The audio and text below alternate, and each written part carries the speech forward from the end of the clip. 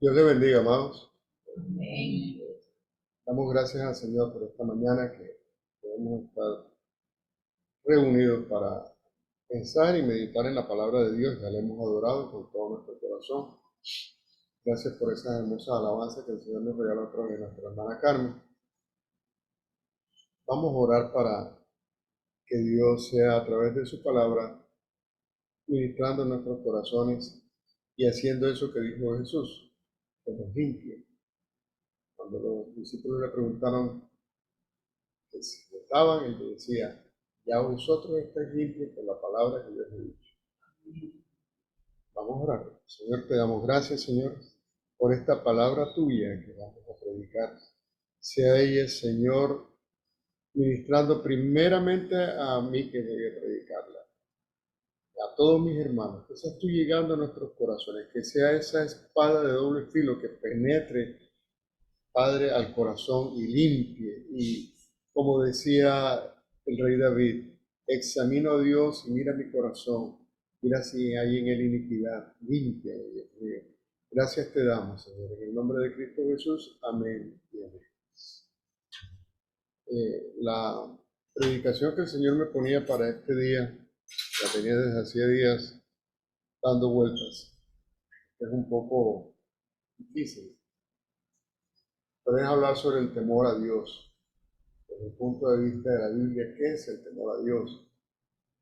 La expresión temer a Dios ha sido una de las expresiones que más han usado los enemigos de la Biblia para atacarla en sí. Yo recuerdo hace muchos años, cuando estaba empezando en el Evangelio, encontré un título en internet que decía, Dios miente, algo así. Y entré y era una página de unas personas pues antibíblicas, creo que hasta satanistas eran, y uno de sus argumentos eran estos. ¿Cómo que si Dios es amor, se me va a decir en la palabra que debo temerle? No debo tenerle, decían ellos, miedo. Y eso es lo que el Señor me puso en mi corazón mirar en esta mañana. Un solo sencillo versículo, Proverbios 1.7 nos dice, Proverbios 1.7 dice, el principio de la sabiduría es el temor de Jehová. El principio de la sabiduría es el temor de Jehová. La palabra hebrea que es usada en este versículo es yirá. Yirá puede tener un significado de temor, también de reverencia, pero también puede significar espantoso, temible. Entonces, ¿dónde está realmente el significado que esa palabra debe tener para nosotros? ¿Qué significa cuando la palabra de Dios nos dice que debemos temer a Dios? Y sobre todo, que nos dice que es el principio de toda sabiduría.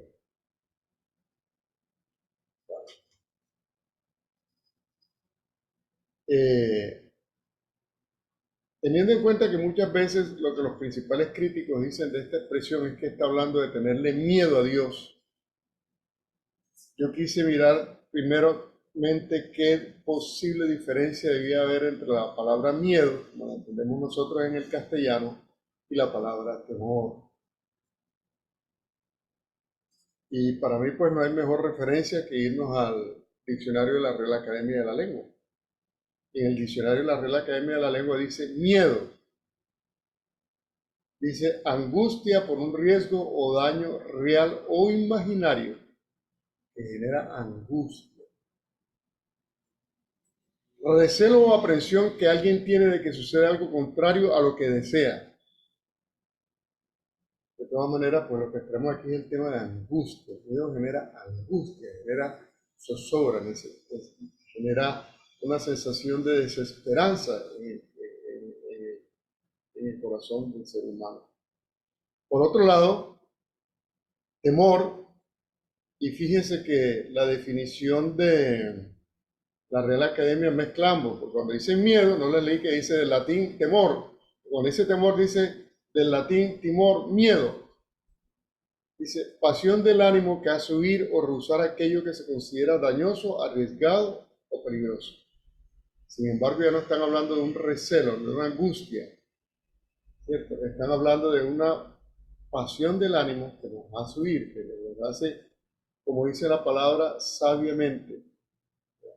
El sabio ve el riesgo y lo esquiva. El necio va derechito al hueco. Presunción o sospecha y recelo de un daño futuro. Pero me llamó la atención, a pesar de porque este es un organismo secular, la Real Academia, que tenían una definición para temor de Dios. Dice, sin embargo, mire cómo lo comienza. Miedo reverencial y respetuoso que se debe tener a Dios y que es uno de los dones del Espíritu Santo. Continúan con la mezcla.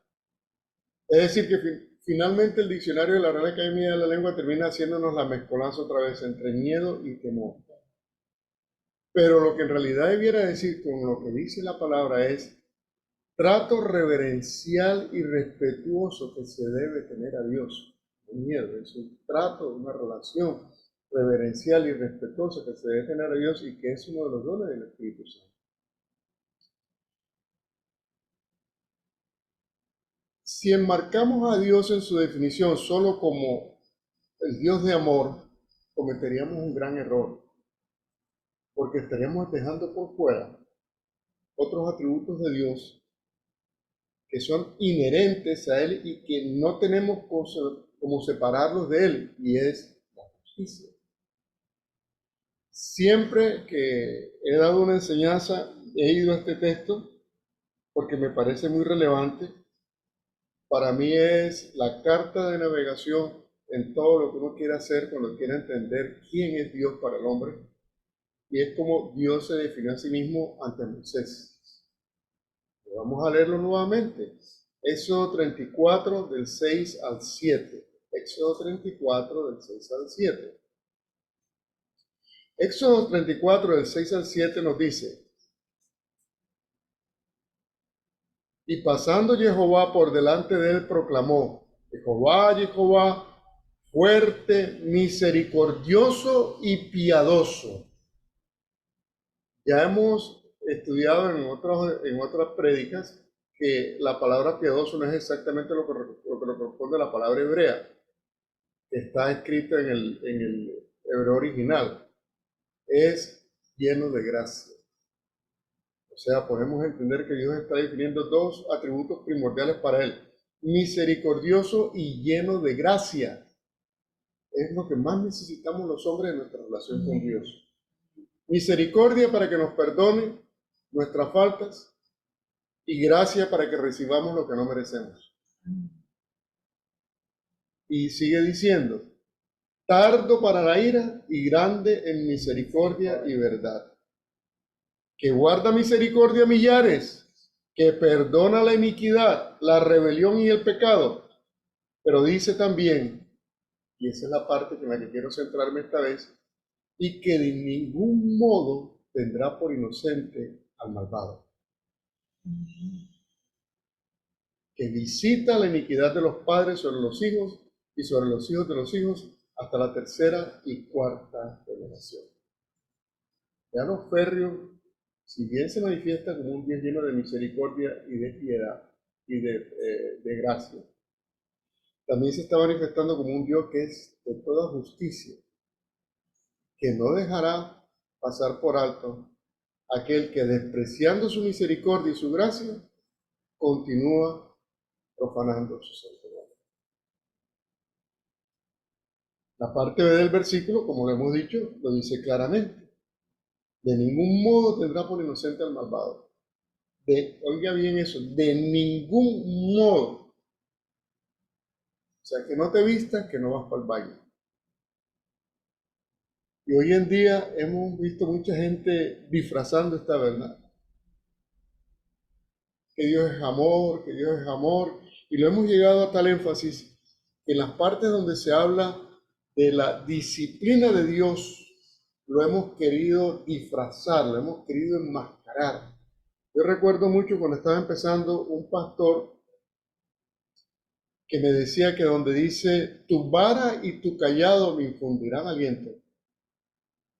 La vara es con la que el pastor le da unos golpecitos a la oveja y le dice, hey, en otras palabras, representa la disciplina.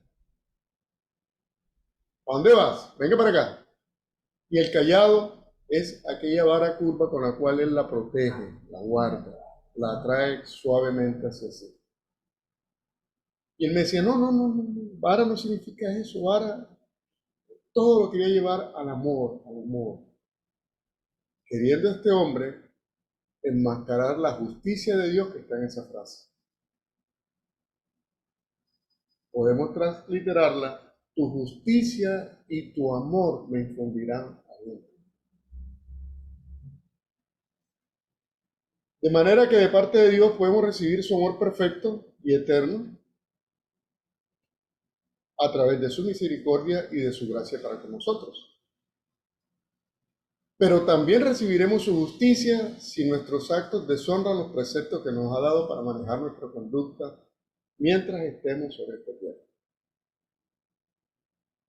Entonces, aquí es donde los seres humanos nos equivocamos. Creemos que la gracia y la misericordia da para que no importa lo que yo haga, Él me perdona. Pero entonces sería un Dios injusto. En el Antiguo Testamento no hay figura que represente más la relación del hombre con Dios en medio de nuestros delitos y pecados que la del rey David. Jehová siempre le manifestó su amor, pero ante sus fallas siempre el Señor estableció consecuencias y estableció una justicia y una disciplina para David.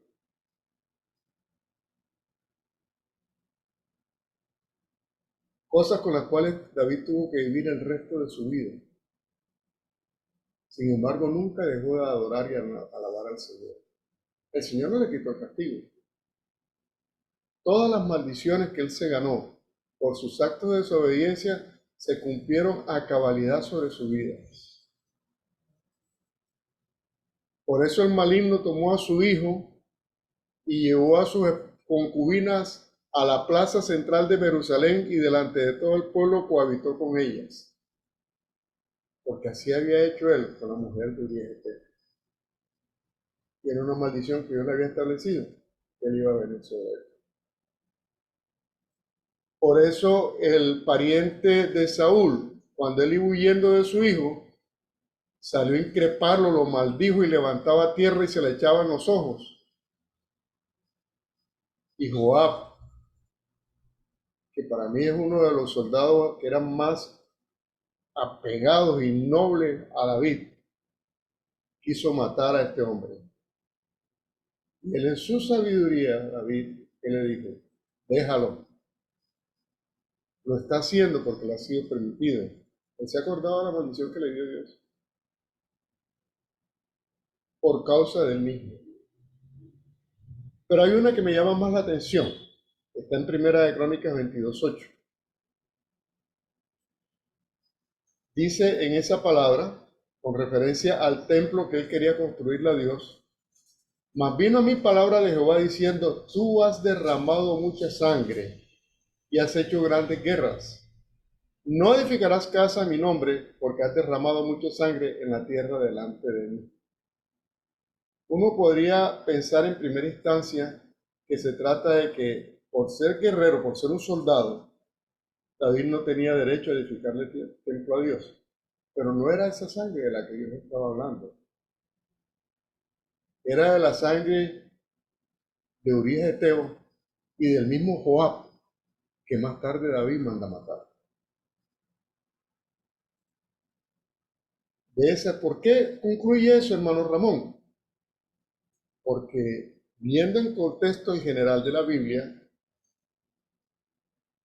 los soldados romanos eran guerreros. Y no solamente cualquier soldado, centuriones, líderes de centurias, lideraban al pueblo, a sus guerreros.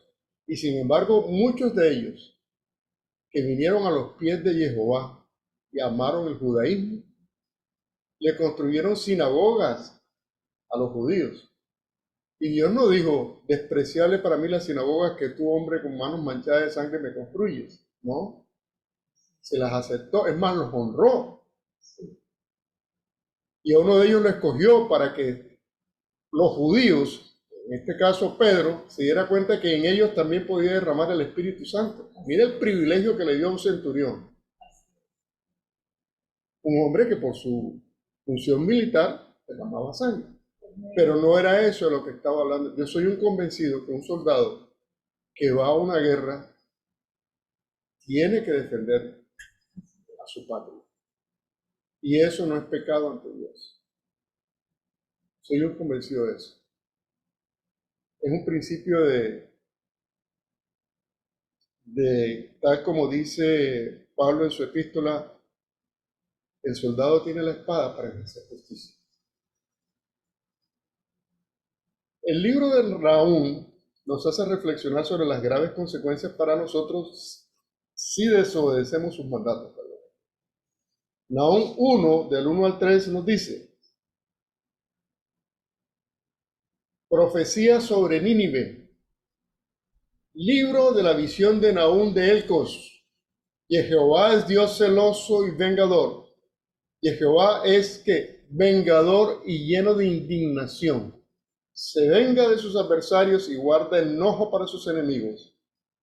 Y Jehová es tardo para la ira y grande en poder, y no tendrá, vuelve a repetir la palabra del Señor aquí, por inocentes al culpable.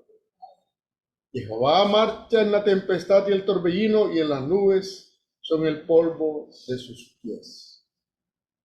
Está el Señor nuevamente respaldando, sí, yo soy un Dios de amor y de misericordia, pero soy un Dios de justicia. Ezequiel 33, del 7 al 9, también nos dice algo al respecto. Voy a leer primero el 33 del 7 al 9. Ezequiel 33 del 7 al 9 dice: a ti pues, hijo de hombre, te he puesto por atalaya a la casa de Israel, y oirás la palabra de mi boca, y los amonestarás de mi parte.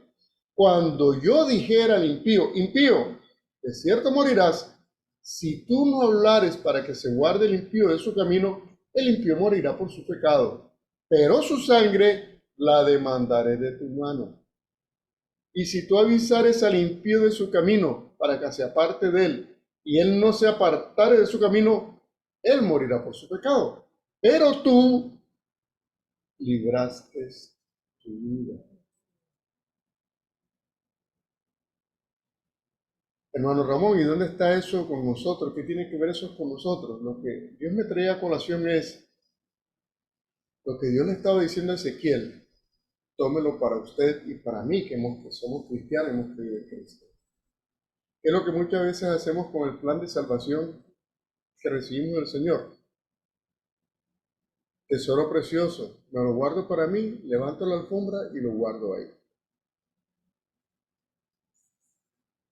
De manera que en ese caso que nosotros hagamos eso, seremos como aquel siervo que está narrado en Mateo 25, del 14 al 30, ¿verdad? La parábola de los talentos. Al que le dieron el talentico, lo guardó. ¿Y dónde está? Aquí está, Señor. Es terrible, ¿verdad? Ahí está el talentico. Hermano Ramón, entonces significa que yo debo ahora salir corriendo a montarme en un bus y predicar la palabra. No, no se trata de eso. La primera forma que podemos tener de predicar la palabra es con nuestras acciones. Muchas personas lo han dicho. De muchas personas que trabajan y en sus sitios de trabajo no han abierto, simplemente dicen, no, yo soy cristiano y ya.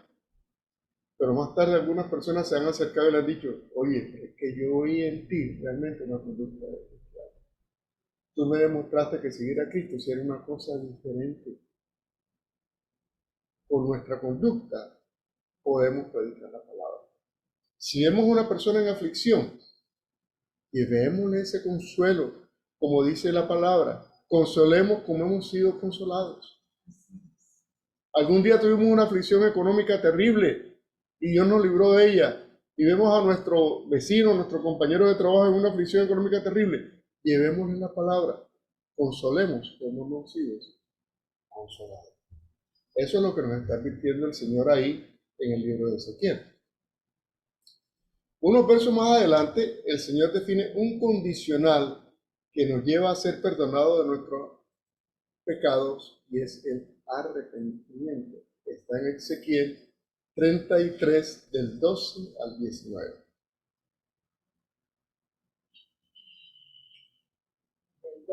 12 al 19. Dice la palabra: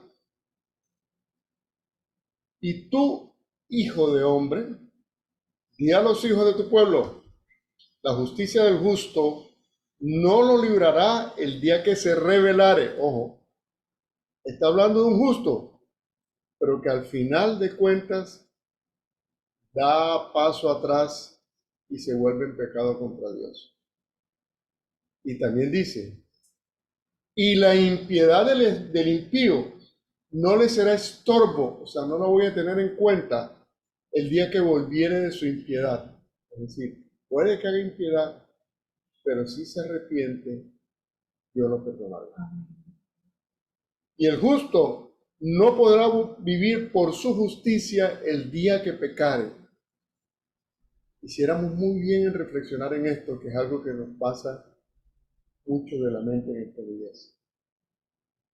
Y cuando yo dijera al impío, de cierto morirás, si él se convirtiere de su pecado e hiciere según el derecho y la justicia, si el impío restituyere la prenda, devolviere lo que hubiera robado y caminara en los estatutos de la vida, no haciendo iniquidad, vivirá ciertamente y no morirá.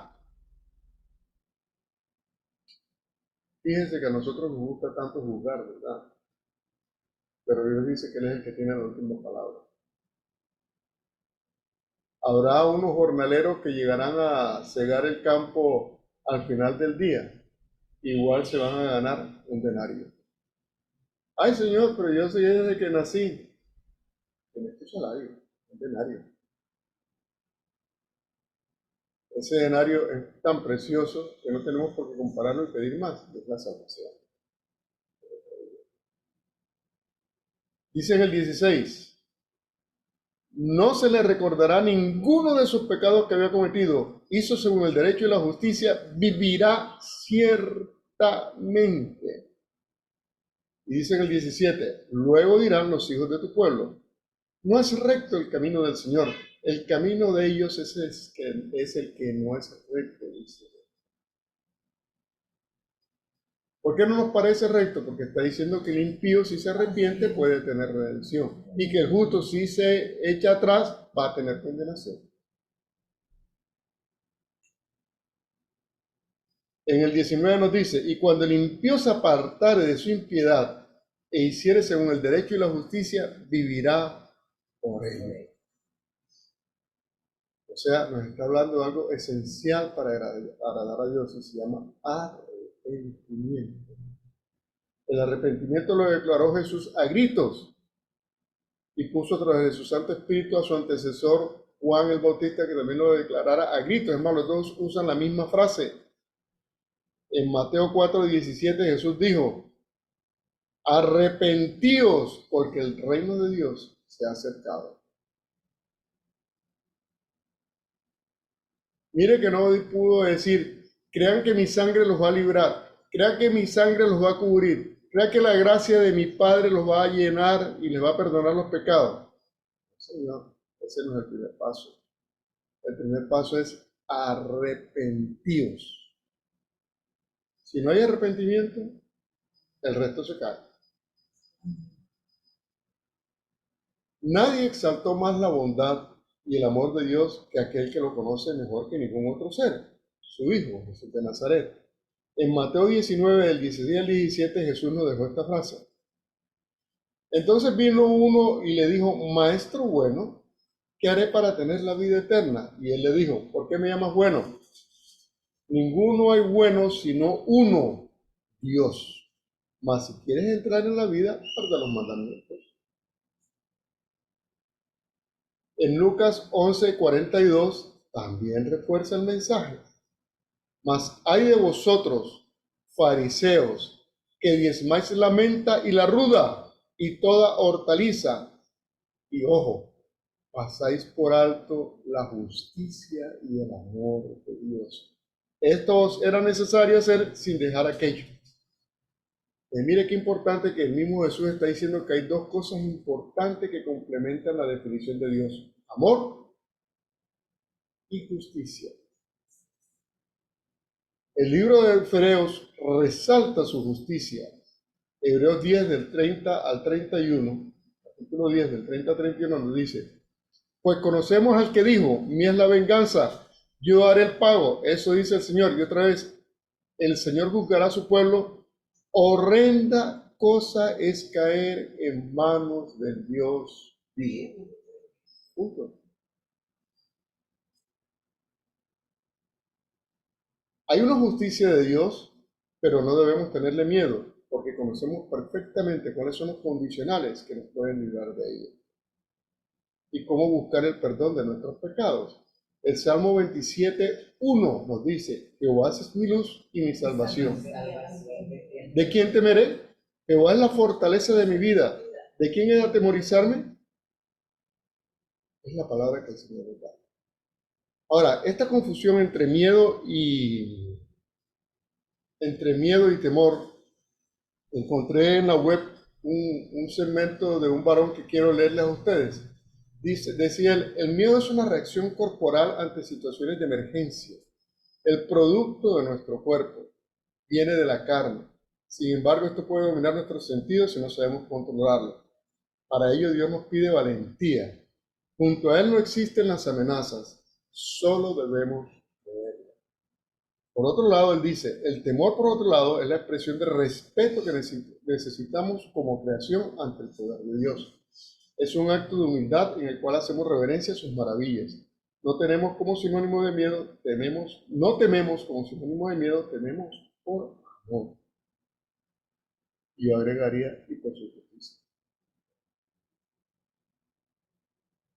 Por otro lado, sobre el amor de Dios, que es tan grande y que es tan incondicional, el pastor Wilkerson escribió en uno de sus devocionales: Dios está dispuesto a perdonar en todo momento. Dice en el Salmo 86:5: porque tú, Señor, eres bueno y perdonador y grande en misericordia para los que te invocan. Él es paciente, dice el pastor, con nosotros, lleno de ternura y misericordia. El Salmo 119, en el verso 156 también lo afirma: muchas son las misericordias, oh Jehová. Y el Salmo 145:8 también lo reafirma: clemente y misericordioso es Jehová, lento para la ira y grande en misericordia. De manera que para tener una correcta visión de Dios, debemos tener pleno conocimiento de dos cosas que lo definen a Él. Una de ellas es su amor y la otra es su justicia. Esto hace el balance perfecto de los dos atributos que definen a Dios. Pero esos dos atributos los conjuga perfectamente el temor a Dios. El temor a Dios le da a mí el balance perfecto entre conocer su amor y conocer su justicia. Cuando estaba preparando esta predica, el Señor trajo a mi memoria mi niñez y la vida con mi padre. Mi padre era hijo de un militar. Mi abuelo, pues tengo entendido, era militar del ejército. Y obviamente para aquellos tiempos, mi padre fue criado en esa disciplina férrea. Y él, si bien no era militar, él tenía ese precepto en cuanto a la crianza de una disciplina férrea. Y yo soy el menor de mis hermanos. Mis dos hermanos mayores, varones, me llevaban cierta distancia de años, de manera que cuando yo tenía 7 años, ya ellos eran de 12, el otro ya adolescente, y hacían unas pilatunas terribles que se ganaban la disciplina de mi papá. Y la disciplina de mi papá era dura. Y Ellos parece que ni les iba ni le venía. Yo oí eso y decía, uy, Dios mío, yo no quiero eso. Esta gente está loca. Eh, ¿Eso me llevaba a tener miedo de mi padre? No. Yo recuerdo perfectamente que, ¿por qué? Porque también tenía clara conciencia en mi corazón de su amor, de cómo me cuidaba, de cómo me protegía. Cuando mi padre llegaba del trabajo, él trabajaba a 2 cuadras de mi casa, se venía a pie de su oficina para la casa. Yo no salía a esconderme, yo salía corriendo a encontrarlo con los brazos en alto gritando papá, papá, papá. Si no me recordaba eso. De manera que puedo conjugar que para con mi padre yo tenía un temor reverente. Sabía que su disciplina era dura si yo transgredía, porque sabía que la disciplina no me la imponía por capricho, sino que había unas normas claras establecidas en la casa que yo tenía que cumplirlas para no tener que verme con esa disciplina. Y sabía también que podía disfrutar de su amor a cada paso. Eso es lo que Dios quiere con nosotros. José se alejó de la esposa de Potifar porque tenía un temor reverente a Dios. Génesis 39, del 7 al 9 nos lo recuerda. Dice en el 7, aconteció después de esto que la mujer de su amo puso sus ojos en José y dijo, duerme conmigo. O sea, ¿verdad que no fue un asunto de un día para otro, sino que la mujer venía ya de varios días diciéndole, hey, duerme conmigo, duerme conmigo. Y él no quiso. Y antes le dijo a la mujer de su amo, he aquí que mi señor no se preocupa conmigo de lo que hay en la casa y ha puesto en mi mano todo lo que tiene. No hay otro mayor que yo en esta casa y ninguna cosa me ha reservado sino obviamente a ti, por cuanto tú eres su mujer. ¿Cómo pues, dice él, haría yo esta grande mal y pecaría contra Dios? O sea, lo primordial que le hizo a él, más que la fidelidad a Potifar, es el temor a Dios. Todo eso. Podemos tener un desequilibrio en nuestra imagen de Dios que nos pueda salir muy costoso para nuestra vida espiritual. Veamos lo que el libro de Gálatas nos dice sobre quienes no heredarán el reino de Dios. Gálatas 5, del 19 al 21 nos dice, Gálatas 5, del 19 al 21, en el 19 nos dice, y manifiestas son las obras de la carne, que son adulterio, fornicación, inmundicia, lascivia, idolatría, hechicerías, enemistades, pleitos, celos, iras, contiendas, disensiones, herejías. En el 21 continúa, envidias, homicidios, borracheras, orgías y cosas semejantes a estas, o sea, queda la puerta abierta, acerca de las cuales os amonesto, como ya os lo he dicho antes, que los que practican tales cosas no heredará el reino de Dios. Ahora bien, reflexionando sobre esto, ¿cuántos de nosotros hemos practicado muchas de estas cosas? ¿Cuántos de nosotros hemos sido fornicarios? Otros quizás en menor proporción adúlteros. ¿Cuántos hemos consultado la hechicería? En Latinoamérica, muchos de nosotros. ¿Significa que estamos destituidos del reino de Dios? No, no es así.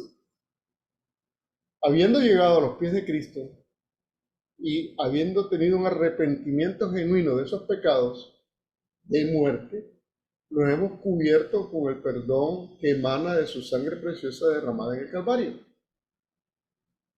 Y sin lugar a dudas, nuestros pecados han sido perdonados. ¿Qué es lo que se necesita?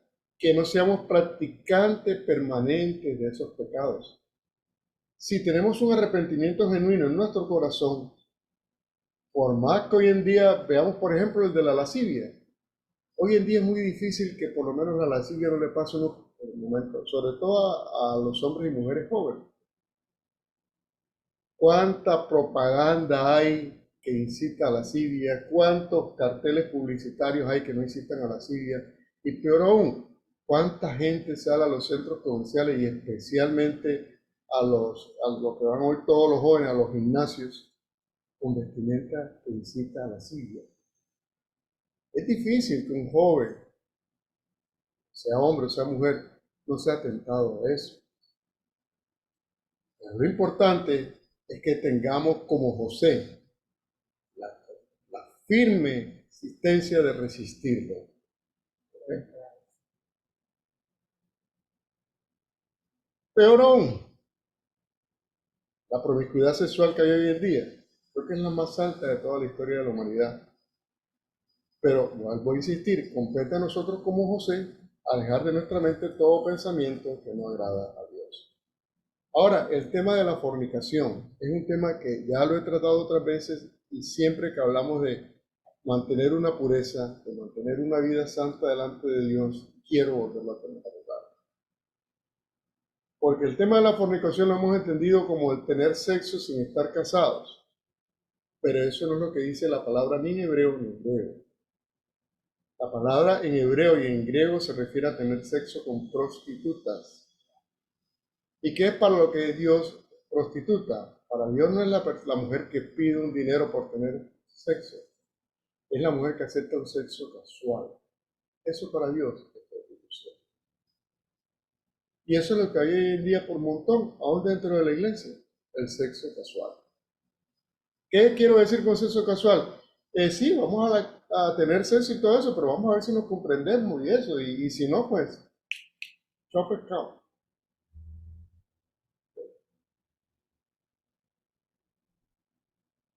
Antes, yo tengo en mi corazón que hay parejas que no están casadas, pero no están en fornicación. ¿Por qué no lo están? Porque se aman fervientemente, uno los ve una fidelidad genuina, uno le ve un interés por salir adelante. No esto le quiero decir que no te cases, no, cásate, es mejor por estar con la bendición del Señor. Pero esa persona no está fornicando. Lamentablemente creo que muchos que se casan fornican. Y no fornican con una mujer o un hombre fuera de él, fornican entre ellos mismos. ¿Por qué fornican? Porque se casan con este pensamiento. A la primera vuelta, chao pescado. El hombre es, si la mujer me llega a fritar mal los huevos en la mañana, hasta ahí llegamos. Y la mujer es, como le pida 2 pesos para mi mamá y me los niegue, hasta ahí llegamos. Ese es el concepto. O sea, no hay un compromiso de que, hey, no es que estamos juntos porque Dios nos dice que tenemos sexo y que somos pareja. Que el hombre le dice a la mujer, tú eres mi mujer y yo cuidaré de ti por siempre. Y ella le dice, tú eres mi marido y yo me someto a ti. Ahí eso. Ahí es vamos a ver, casémonos, está bien, pero el acta de divorcio aquí debajo de listo. Cualquier cosita, ya. Esa persona está fornicando. Eso es sexo casual. Casual porque para ella es claro, mañana con Petra y si Petra me falla, pasó con Juana y pues si Juana me falla, me caso conmigo con ella y pasó Susana y ahí va.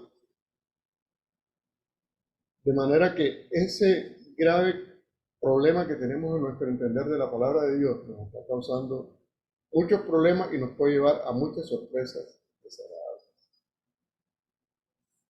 Es lamentable, pero es así. Es triste que hoy en día jugamos con estos pecados de muerte, pero el temor a Dios debe llevarnos a aislarnos de esto. El sexo no es para prueba, el sexo es para sellar una unión de un hombre y una mujer para toda la vida. Igualmente con las causales de divorcio. Hay una causal de divorcio que está establecida por Cristo en su palabra, y es la inmoralidad sexual. Por motivo de que era una sociedad machista, él se la aplica a la mujer, pero hoy en día todos sabemos y tenemos clara conciencia que tanto el hombre como la mujer pueden cometer inmoralidad sexual dentro del matrimonio y le da la libertad a la otra de separarse y de volverse a casar. Pero hoy en día, que hay tantas cosas, hay muchas otras cuestiones que para mí, si tú tienes una hija, ¿tú permitirías que tu hija viviera con un hombre que la golpea hasta el punto que pueda hacerle un daño grave, incluso que la pueda llevar a la muerte? Yo no. Y si mi hija está en esa situación y se separa, yo tengo paz. Y si mi hija se vuelve a casar, yo tengo paz. Yo tengo paz. Porque sé que ese no es lo que Dios quiere para nuestras vidas. De todo esto que hemos hablado, nos aislamos, nos protegemos y tenemos un sincero temor a Dios en nuestros corazones, porque tendremos clara la dimensión de su amor por nosotros, el cual no tiene una prueba más reciente, más grande que el sacrificio de su Hijo en Calvario por la humanidad, pero también de su justicia, que nos dice el mismo Dios, de ninguna manera tendré por inocente al culpable. Oremos. Amado Señor, te damos gracias por esta palabra que nos has dado. Te pedimos, Dios mío, que seas tú guardando nuestra vida, que nos ayudes, Dios, a escudriñar, que cada uno de nosotros lea la palabra y la escudriñe y pueda entender lo que ella tiene para cada uno de nosotros. Que busquemos, como decía aquel hermoso pastor de Miami,